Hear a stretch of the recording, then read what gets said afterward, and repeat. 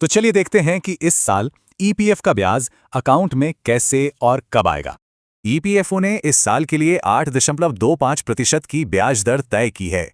अब सवाल ये है कि ये पैसा अकाउंट में कब आएगा और इसे कैलकुलेट कैसे करते हैं। सबसे पहले टाइमलाइन की बात करते हैं।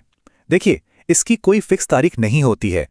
ये प्रोसेस 3 जरूरी अप्रूवल के बाद ही शुरू होता है और फिलहाल सिर्फ पहला स्टेप ही पूरा हुआ है। अगर पिछले कुछ सालों का ट्रेंड देखें तो इसमें थोड़ा टाइम तो लगता ही है। चलिए अब सबसे इंपॉर्टेंट पार्ट पर आते हैं, कैलकुलेशन। ये 4 सिंपल रूल्स पर बेस्ड हैं। सबसे जरूरी बात यह है कि इंटरेस्ट की गिनती मंथली रनिंग बैलेंस पर होती है। रूल नंबर 1, ओपनिंग बैलेंस पर मिलने वाला इंटरेस्ट। ये साल भर के बैलेंस पर मिलता है, लेकिन विड्रॉल्स को घटाकर।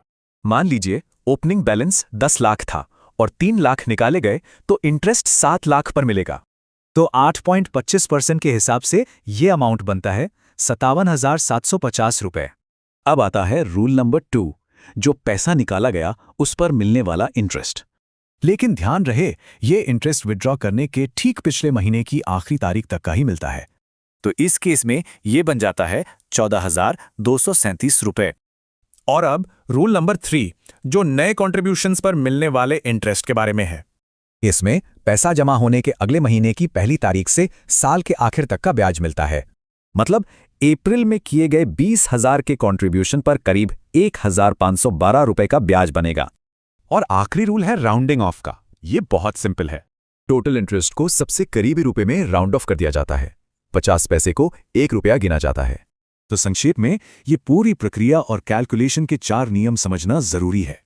इस जानकारी से लंबी अवधि की फाइनेंशियल प्लानिंग में काफी मदद मिल सकती है।